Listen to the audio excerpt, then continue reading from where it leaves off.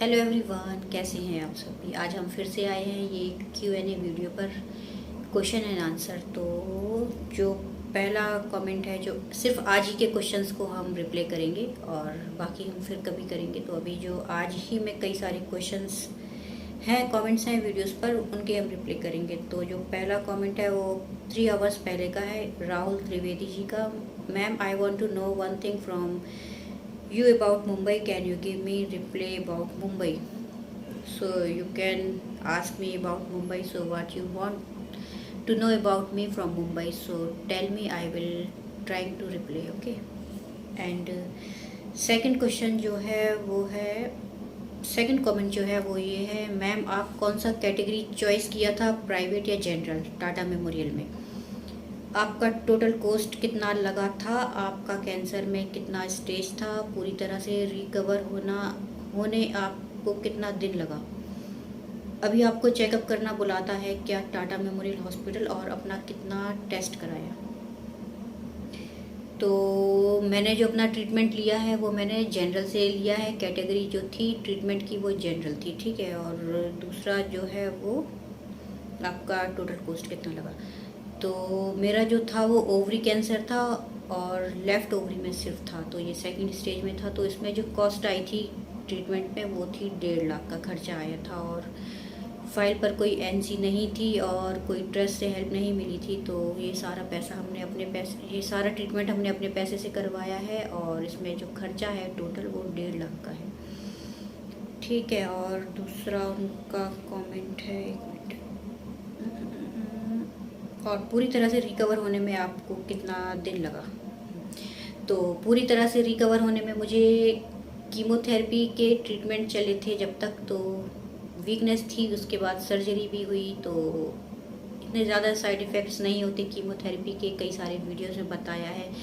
सिर्फ 7 दिन तक ही उसकी वीकनेस रहती है, बाकी फिर रिकवरी स्टार्ट हो जाती है। और सर्जरी में भी मेरी रिकवरी जल्दी स्टार्ट हो गई थी, क्योंकि इम्यून सिस्टम को मजबूत बनाने से हमारी रिकवरी जल्दी हो जाती है। तो हमें अपने डाइट्स का ध्यान रखना चाहिए, जिससे कि हम कैंसर के ट्रीटमेंट के बाद जल्दी रिकवर हो पाएँ।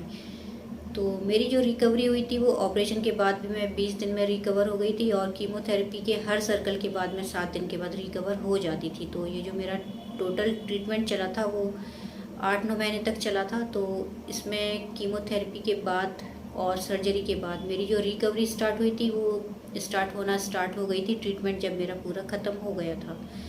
तो हेयर फॉलिंग की जो प्रॉब्लम थी, हेयर ग्रोइंग की, जो बाल भी फिर वापस से आने स्टार्ट हो जाते हैं। तो जैसे कि अगस्त में मेरा लास्ट था ये 2019 में, तो उसके बाद सितंबर में मेरे हेयर ग्रोइंग करना स्टार्ट हो गए थे। और अभी ये 3 साल होने वाले, तो ये बाल इतने आ चुके हैं, ठीक है। और आपका दूसरा चेकअप, सॉरी, अभी आपको चेकअप करने बुलाते हैं क्या टाटा मेमोरियल हॉस्पिटल में? तो हाँ, मुझे चेकअप करने के लिए बुलाते हैं। जब मेरा ट्रीटमेंट ख़त्म हो गया था, स्टार्टिंग थी जब मेरे ट्रीटमेंट को ख़त्म हुए, तो मेरा जो फर्स्ट फॉलोअप था वो 4 मंथ के बाद हुआ था। तो मतलब 2 साल तक मैं 4-4 मंथ के बाद जाती थी। और वहाँ पर जो मेरा टेस्ट होता था वो होता था CA-125 ब्लड टेस्ट। और जब ये CA-125 ब्लड टेस्ट हो जाता है, उसकी रिपोर्ट नॉर्मल आती है, तो डॉक्टर फिर हमें नेक्स्ट फॉलोअप की डेट देते हैं। तो ये मेरा कंटिन्यू चलता रहा था 2 साल तक। और जब ये देख लिया डॉक्टर ने कि कोई बीमारी अभी रिपीट नहीं हुई है, तो अभी 6th मंथ का हो गया है फॉलोअप। तो अभी जो मैं जाती हूँ अपने चेकअप के लिए वो 6th मंथ के बाद जाती हूँ। तो अभी जो मेरा फर्स्ट फॉलोअप था 6th मंथ के बाद का, अभी नेक्स्ट में जाएंगे, तब भी मार्च में जाएंगे, तो वो भी 6th मंथ का है। तो उसमें मेरा CA-125 ब्लड टेस्ट होगा, और बाकी ठीक ठाक रहा तो हम घर आ जाएंगे, नहीं ठीक रहा तो फिर से ट्रीटमेंट होगा। तो फ़िलहाल में अभी मैं बिल्कुल ठीक हूँ इस ट्रीटमेंट के बाद, टाटा मेमोरियल हॉस्पिटल के ट्रीटमेंट के बाद, और रिकवर भी हो चुकी है, कोई प्रॉब्लम नहीं है, अभी बिल्कुल ठीक हूँ, ठीक है। तो और आपका लास्ट कमेंट, आपका लास्ट सवाल, और आपने कितने टेस्ट कराए? तो टेस्ट तो कई सारे हुए हैं। पहले मैंने झांसी में करवाया था अपना चेकअप, तो वहाँ पर मेरा CT स्कैन हुआ था और अल्ट्रासाउंड हुआ था, जिसमें पता चला था कि ओवरी में ट्यूमर है, ठीक है। उसके बाद डॉक्टर ने वहाँ पर ही बोला था कि आप सर्जरी करवा लीजिए, लेकिन सर्जरी से डर लगता था तो नहीं करवाया। फिर सारा हम मुंबई पहुँचे थे, तो मुंबई में कई सारे टेस्ट हुए थे, एक तो नॉर्मली जो होता है सीबीसी टेस्ट वो हुआ था, उसके बाद थायराइड टेस्ट हुआ, शुगर टेस्ट हुआ, ब्लड शुगर, यूरिन टेस्ट हुआ, ठीक है। उसके बाद मेरा पेप स्मेयर टेस्ट हुआ। पेप स्मेयर टेस्ट के लिए आपको यूट्यूब पर वीडियोस देखेंगे तो समझ में आ जाएगा कि पेप स्मेयर टेस्ट क्या होता है, और कभी इन फ्यूचर इस टॉपिक पर वीडियो बनाएंगे हम पेप स्मेयर टेस्ट के बारे में। तो पेप स्मेयर टेस्ट हुआ मेरा, और बायोप्सी टेस्ट हुए मेरे। एक एफएनएसी टेस्ट हुआ, फाइन नीडल बायोप्सी, और दूसरा जो हुआ CNB biopsy, core needle biopsy. तो फ्लूइड बायोप्सी भी हुआ और कोर नीडल बायोप्सी भी हुआ। तो ये 2 टाइप के बायोप्सी हुए। तो फ्लूइड बायोप्सी में कोई कैंसर नहीं डिटेक्ट हुआ था, तो फिर उसके बाद सीएनबी हुआ, कोर नीडल बायोप्सी। तो उसमें आया कि ट्यूमर है और किस टाइप का ट्रीटमेंट देना है। तो ये इस तरह की मेरी 2 बायोप्सी टेस्ट हुए। CA-125 ब्लड टेस्ट हुआ, और थायराइड टेस्ट हुआ, शुगर टेस्ट हुआ, और सिटी स्कैन हुआ, MRI हुआ, अल्ट्रासाउंड हुआ, और एक्सरे भी हुआ। तो और कौन कौन से टेस्ट हुए, इस तरह से कई सारे टेस्ट हुए। उसके बाद ट्रीटमेंट स्टार्ट हुआ। तो ये सारे टेस्ट होते होते पूरे 20 से 25 दिन लग गए। उसके बाद ट्रीटमेंट हुआ, और जब ट्रीटमेंट स्टार्ट हुआ तो वो डिले नहीं हुआ, वो फिर रेगुलर चलता रहा ट्रीटमेंट, ठीक है। तो इस तरह से ये ट्रीटमेंट हुआ था, और अभी इस ट्रीटमेंट के बाद मैं बिल्कुल ठीक हूँ। और अभी एक दूसरा कॉमेंट है, वो है अहमद सुत्रा का, ये है उनका नाम, नहीं दिखाई देगा, जो पेशेंट हैं शायद। तो वो मुझसे पूछ रहे हैं कि मैम मास्क लगाने से तकलीफ़ हो तो दूसरा रास्ता क्या है।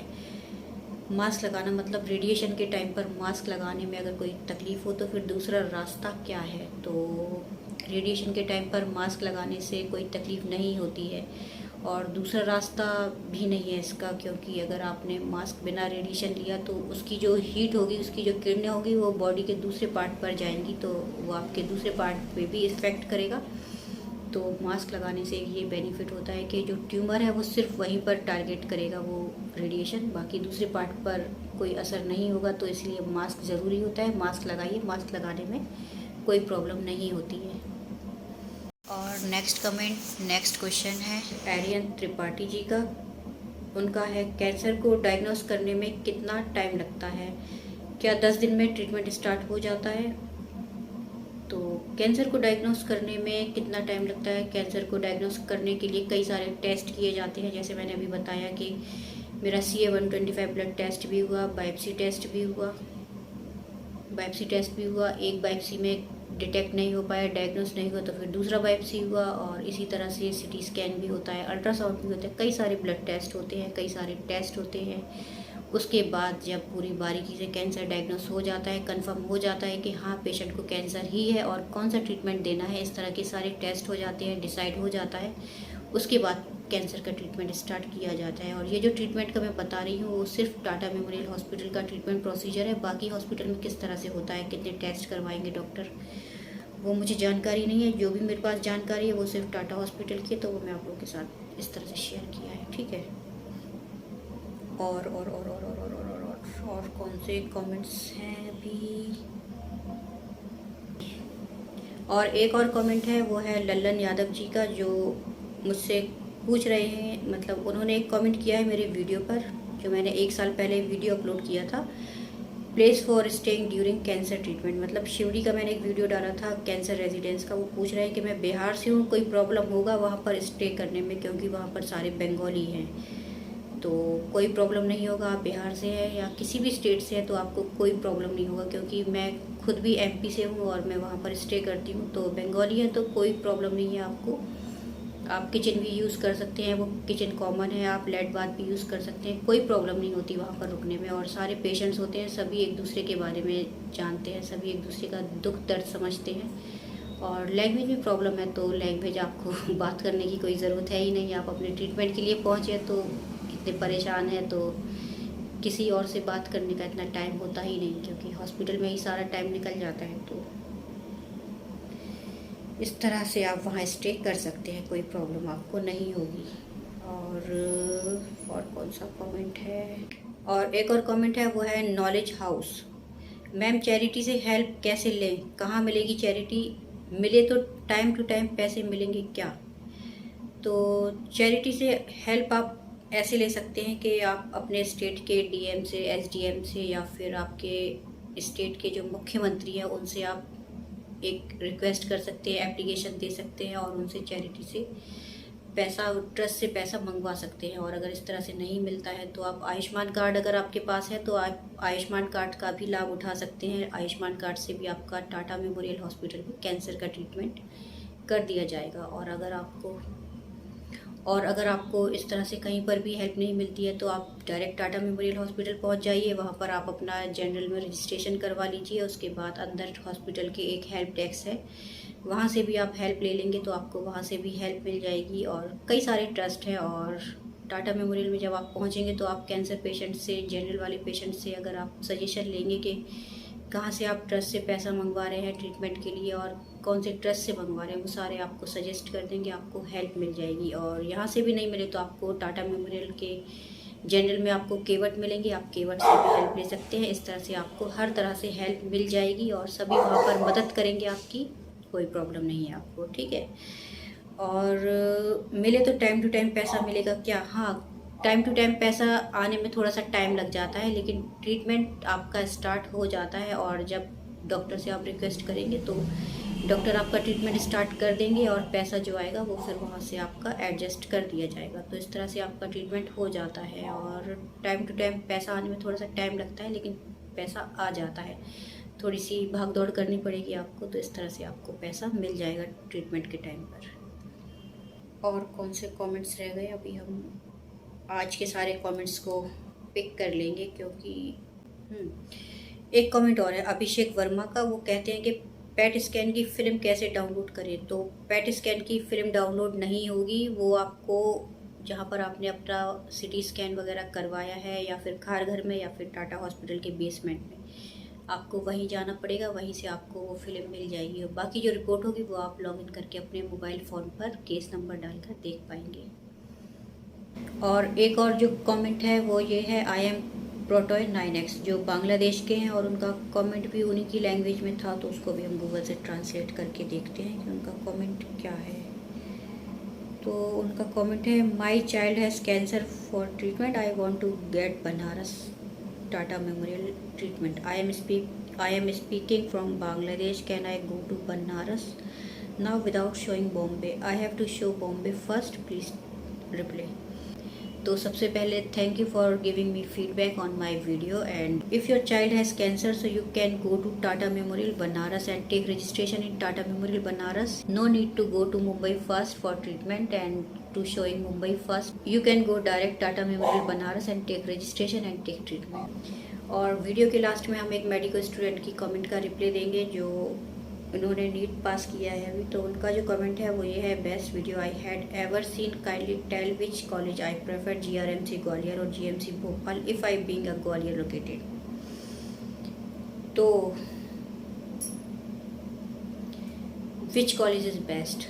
तो GRMC Gwalior is also best and GMC Bhopal is also best. और कौन सा आप चूज़ करेंगे, क्योंकि आप ग्वालियर से हैं तो ये आपकी चॉइस फिलिंग पर आपके मार्क्स के हिसाब से आपको मिलेगा कॉलेज, आप अपनी चॉइस रखेंगे वहाँ पर। अगर GMC भोपाल पहले रखेंगे तो आपको GMC भोपाल अलॉट पहले हो जाएगा, और GRMC गजराजा मेडिकल कॉलेज अगर आप पहले रखेंगे तो वो आपको पहले मिल जाएगा।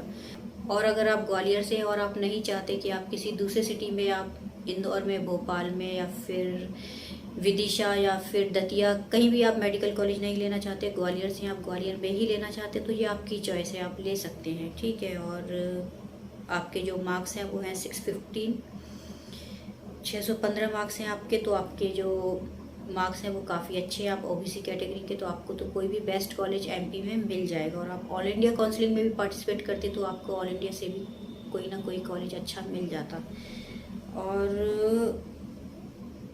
आप चूज़ नहीं कर पा रहे कि आपको कौन सा चाहिए, तो GRMC भोपाल लेना चाहिए या फिर आपको गजराजा मेडिकल कॉलेज ग्वालियर का लेना चाहिए। तो एक छोटी सी सजेशन, एक शॉर्टली आंसर, ठीक है। अगर आपके पास 720 मार्क्स आए होते नीट से तो आप एम्स का दिल्ली एम्स लेते या फिर आप ग्वालियर का गजराजा मेडिकल कॉलेज लेते। तो ये आपके ऊपर होता है कि आप इतने मार्क्स पर एक टॉप मेडिकल कॉलेज लेना चाहेंगे या फिर GRMC में ही एडमिशन करवाना चाहेंगे। ये आपकी चॉइस है और आपकी सोच है, तो बाकी आपकी मर्जी है, जो आप चाहेंगे वो आपका। All the best for future doctor and thank you very much. तो आज के जितने भी कमेंट्स थे हमने सभी का रिप्लाई दे दिया है एक वीडियो बनाकर, और उम्मीद करते हैं कि हमारा वीडियो आप सभी के लिए हेल्पफुल रहा होगा। वीडियो हेल्पफुल रहा तो लाइक कर लीजिए, चैनल पर नए हैं तो सब्सक्राइब कर लीजिए, बेल आइकन को प्रेस कीजिए आने वाले नए नोटिफिकेशंस के लिए। और फिर मिलते हैं अगले वीडियो में, तब तक के लिए थैंक यू, और थैंक यू फॉर वॉचिंग। और कमेंट्स कीजिए जिससे कि हम आपको रिप्लाई दे पाएँ, कोशिश करेंगे रिप्लाई देने की वीडियो बनाकर। तो thank you very much, and thank you for feedback, and thank you for supporting, thank you very much.